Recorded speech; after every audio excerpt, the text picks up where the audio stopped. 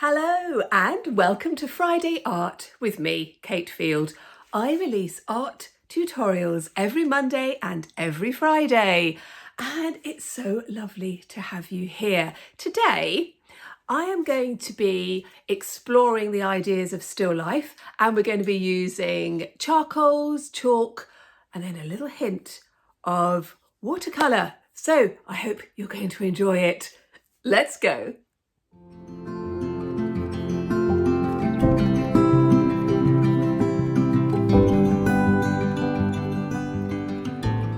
Well, I do hope you are well. I'm going to really enjoy this one. I do love working with charcoal, but I do get very, very messy. It's just one of those things. You don't have to have anything fancy, but you do have to have willow charcoal. You can get them in lots of different grades and in different sizes. These are sort of medium to small, and there's a big chunky one in here. But the lovely thing about charcoal is that it is very inexpensive. I'm just going to break this piece up. If you want to, you can go straight in and do your design with pencil. I'm just going to go straight in with charcoal.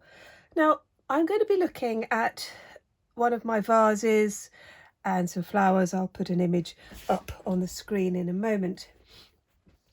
But what I want to really stress when we're working with charcoal is getting to know the medium. So if you haven't used charcoal before, then have a really good old play with it, because one of the lovely things is that you can use it in so many different ways.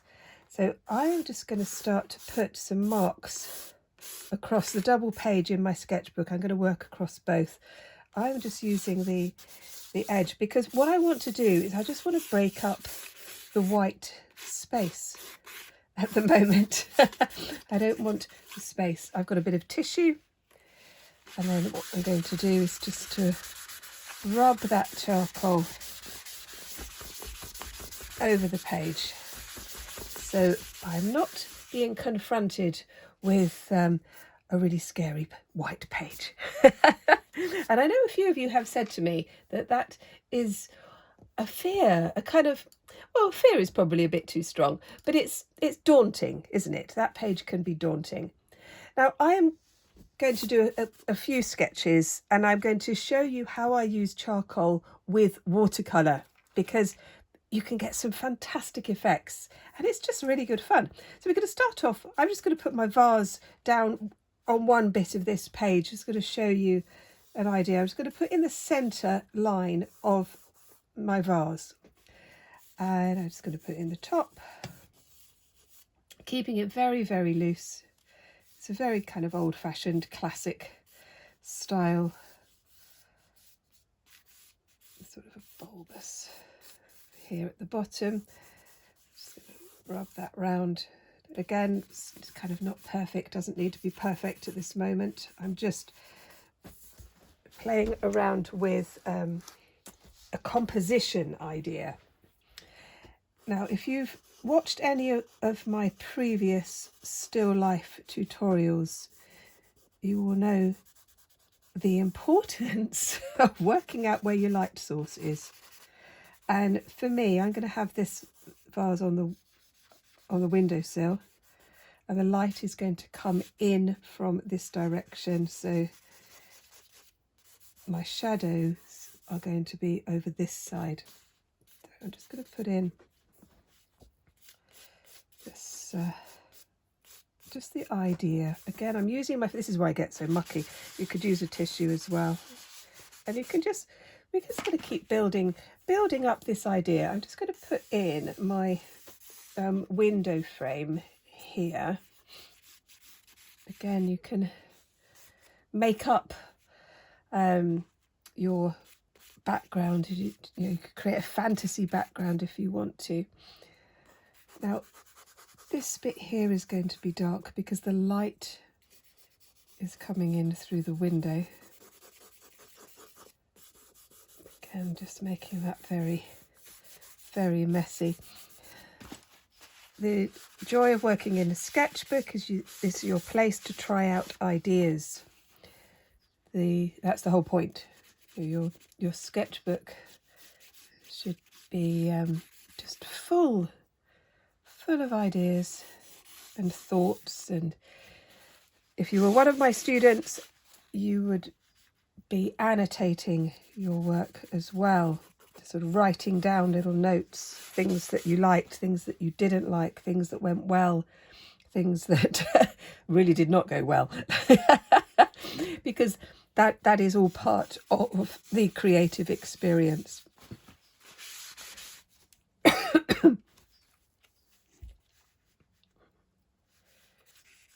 So let's just sort of build up. I'm just thinking where my window's going to be here, so we can just see where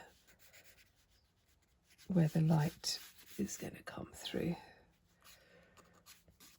Maybe up there.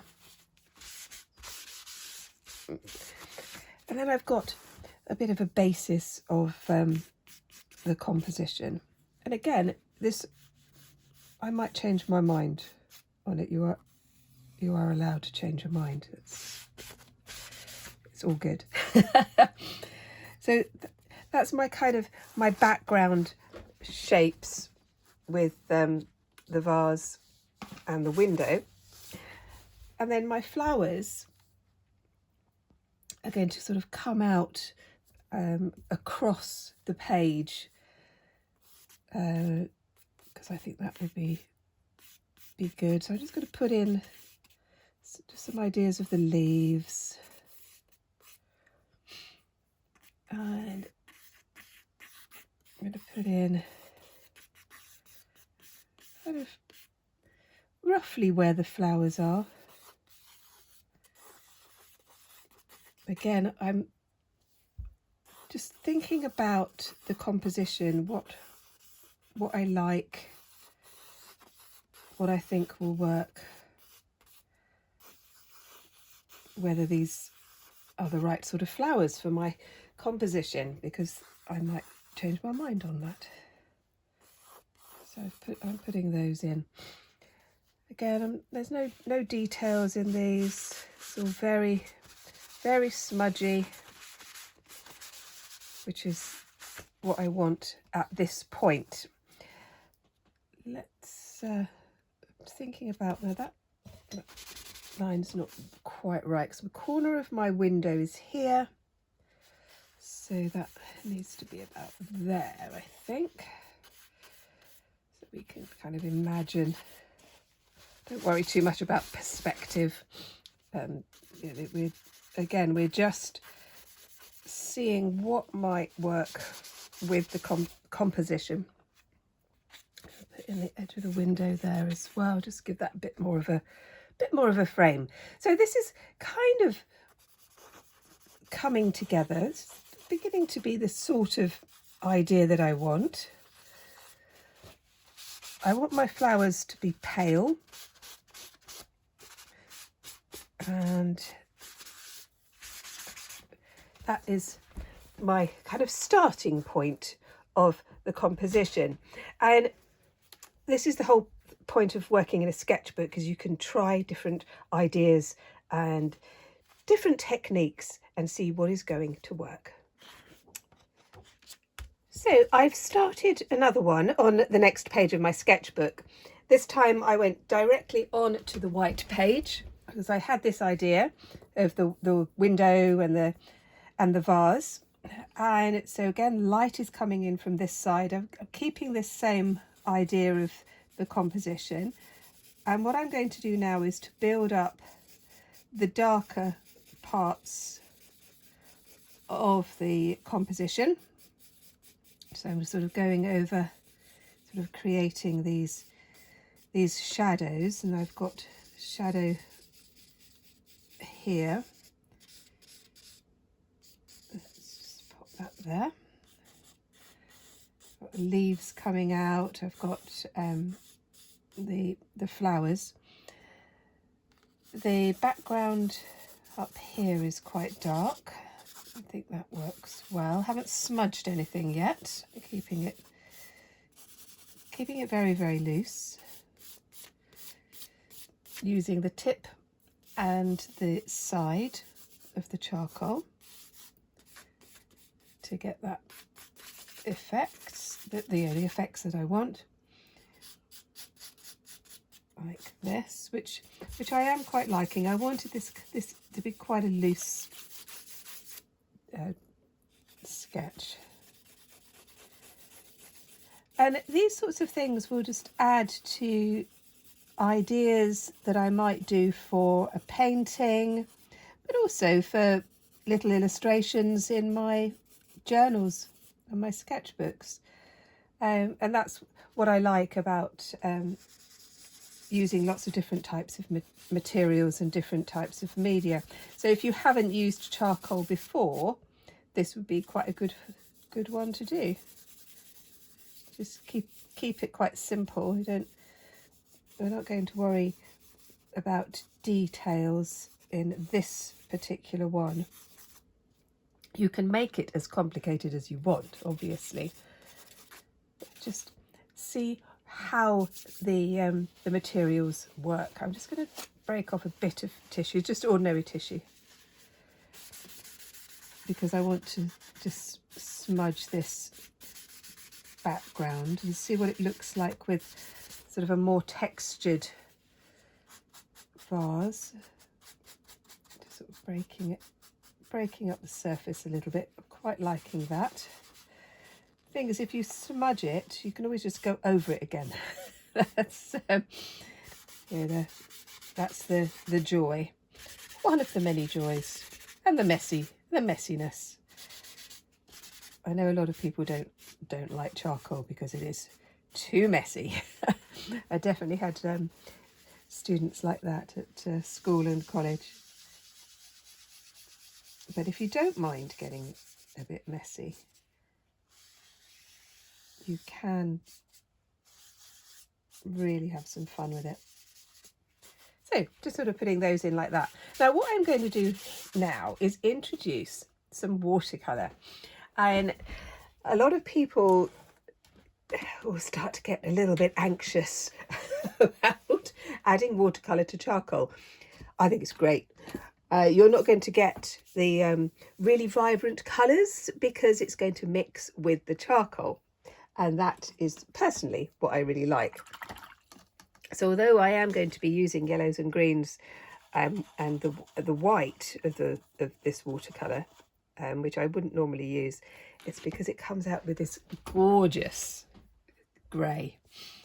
And I'm going to just add a bit of watercolour to some of these petals, and you can see what happens. The charcoal will start to react with the paint, and then you get some really lovely greys. Because I don't use white watercolour very often, but I do use it when I'm working with charcoal. I like the effect. Now these flowers are the oxeye daisies that are just coming to the end now of their season in the meadow opposite where I live, and a few of them have their seeds strayed into the garden. And they're just lovely. I really do like them. And what they do have is this burst of yellow in the middle, so we need to be a little bit careful with that, not to make it too grey. I'm just keeping this white at the moment. I'm going to add a little bit of the green. I'm using Analinki watercolour paints, very, very inexpensive, but you could use whatever you have. I will put a list in the description to the materials that I use. And there are some good equivalents in the USA and Canada for these paints, but some kind people told me that you can get Analinki paints in Australia and Canada. I'm not sure about the rest of Europe or anywhere else you happen to be. But if you have a vibrant watercolour brand that you really like, perhaps you'd like to share that in the comments, because it's a question I get asked frequently, and there's only so much research I can do all on my own. So you can see that green is very, very bright. It's not going to stay bright because once it's dry, I'm going to go back in with some watercolour. I'm just going to pick up a bit of this yellow, which is almost run out. Sort of pop in there. So I use these paints a lot. So I'm just going to pop the paint on there. It's another effect of just sort of adding some colour to it, and we could also add some colour to the vase itself. Let's just add a bit of brown, I think, because it is actually an earthenware pot. But can you see what happens is that it will react with the charcoal. And then you can also give things a bit of a squirt to give it again some texture. You know, don't be afraid to try things out, because this is the only way we learn. And you learn about the things that you like and the things that you don't like. And you might be doing some of this sort of thing and think, actually, I really don't like this at all.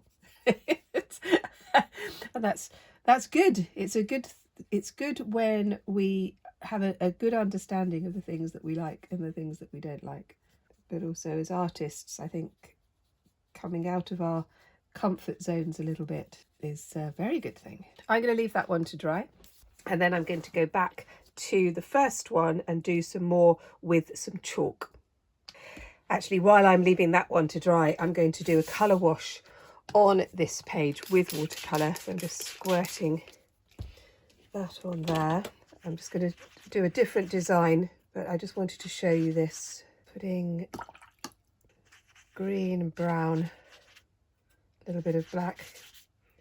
Again, very rarely do I use black in watercolour. This will be quite good. This tissue has got charcoal on it, so it has that, just sort of breaking up this space. And I might just put a hint of blue. I was thinking about the blue and wondering whether that would work. I didn't want it to be really bright, so again, just sort of mixing it with black. And we're going to again do this combination of charcoal and watercolour. So I'm going to put in my vase. It's a different shape. Put that one in like that. And then my leaves are all going to sort of come out this way. It's going to be very, very loose. Again, just a different way of painting, a different type of green. It comes out very bright because these are very vibrant watercolours. And they won't stay that way. Not for this this little experiment anyway. Going in with black watercolour, hints here, little scribbles, and then I am going to leave these both to dry, and then we'll come back. So I have come back to this one, and what I'm going to do now, I'm going to be using charcoal again, and then I'm going to be using chalk. This is my Derwent extra large charcoals and chalks, and they come in various shades, which I will dip into, but I'm just going to use this white one for the moment.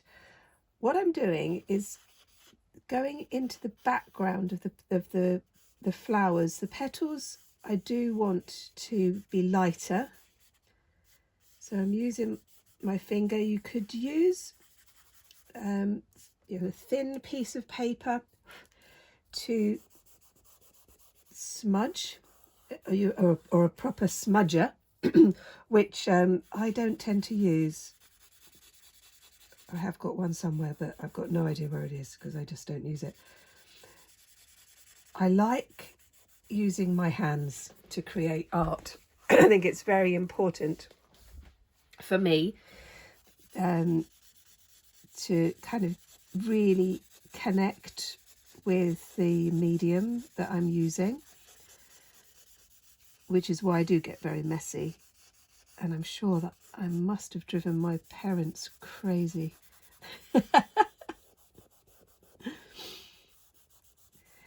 So we can get these ideas of tone really quite well. So I'm just moving a few things out of the way. Let me do that. I am having to be a little bit careful. Those of you who are following along with my Walking the Quiet Path will know that had a little bit of a cat accident in the studio yesterday where she knocked everything over. It was very funny, actually. And I think she was just as surprised as I was. So if you are new here,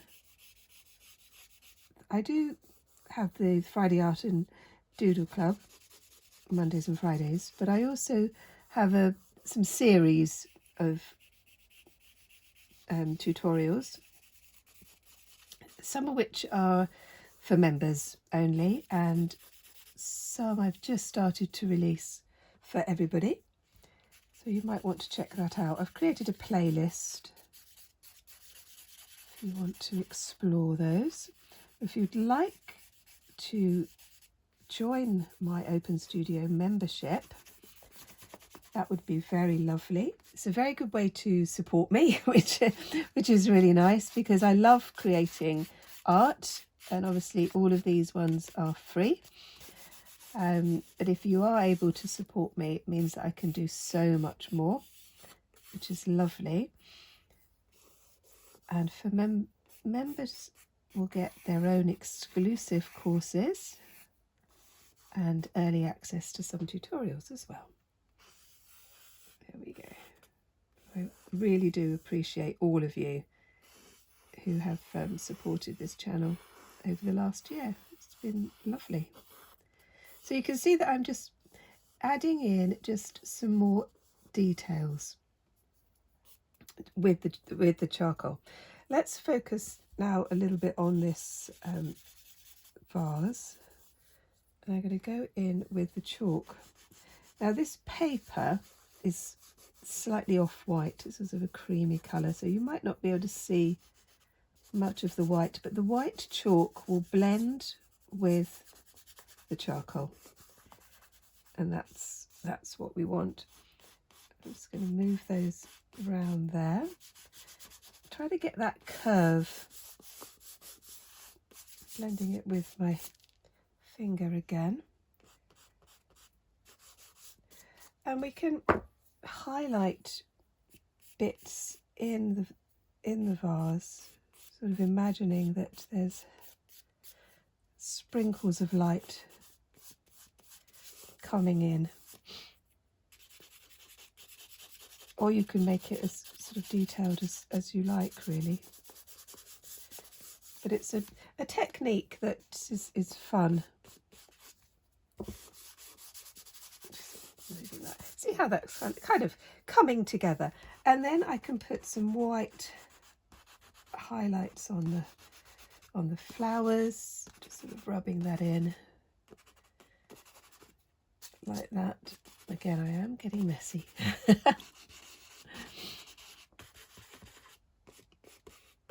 And then picking out other bits of highlight there. I've got my tissue, which I am going to need just to scrape that away. But you can see that's got a little bit more definition now, a little bit more detail. And I'm going to go back to the other one. So we've come back to this one. I'm going in now with my charcoal. And again, when we mix up the media, we can get some very interesting techniques, interesting shapes, textures.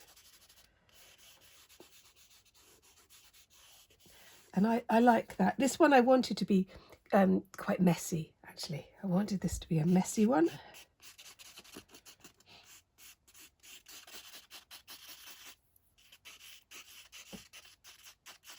You know, don't be afraid to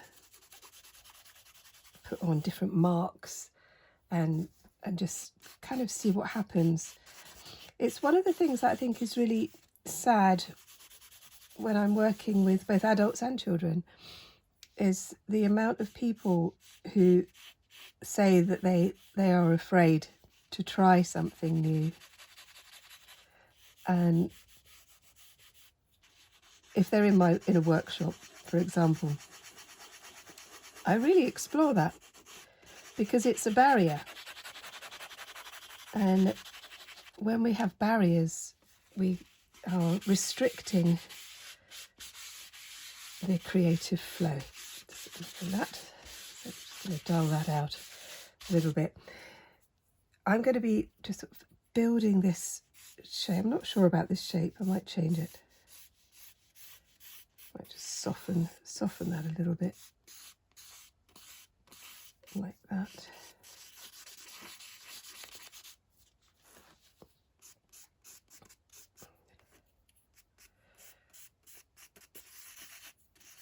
And this comes back to the idea of play again, and which is why I wrote a book about it.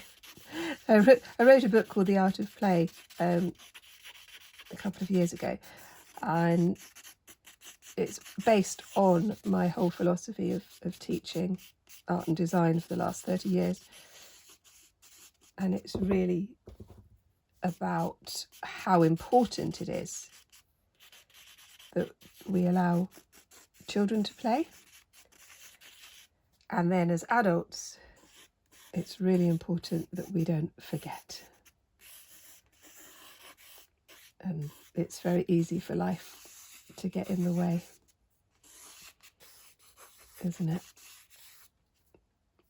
No, I really do understand that. Right, I'm going to put in some of my petals now. And you're thinking about these wildflowers, the petals are uneven, they're messy. Yeah, they're not beautifully symmetrical. That's not what happens. And then we can have a bit of freedom, I think, when we let let the mess take over.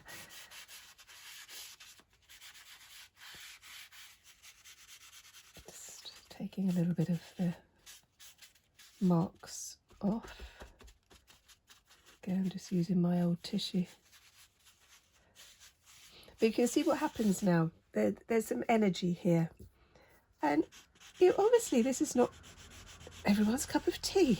A lot of people really don't like that. They want to paint more realistically. And I do that as well. I will do realistic paintings.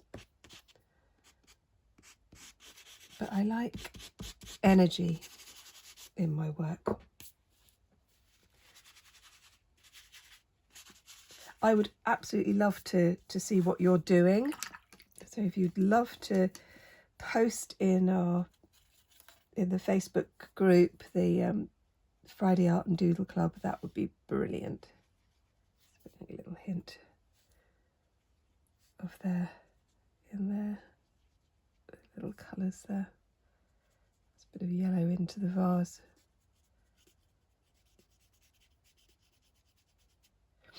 I'm thinking I want to define these flowers a little bit more, and I'm going to do that with some paint. I'm going to use brown with purple. I like making a brown with purple and green. And then adding a bit of black. Look at that. It's quite dark. I'll just do a little bit just to show you what I mean. I'm going in to the background, just between some of the petals, so you can see. Do you see how that just sort of brings it out just a little bit?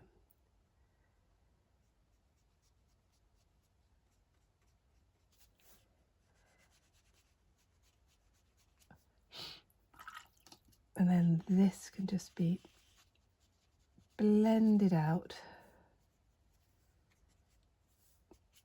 And I will do a few more of those probably a little bit later.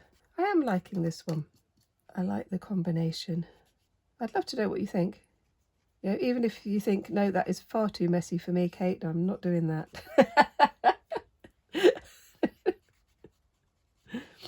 And that's okay.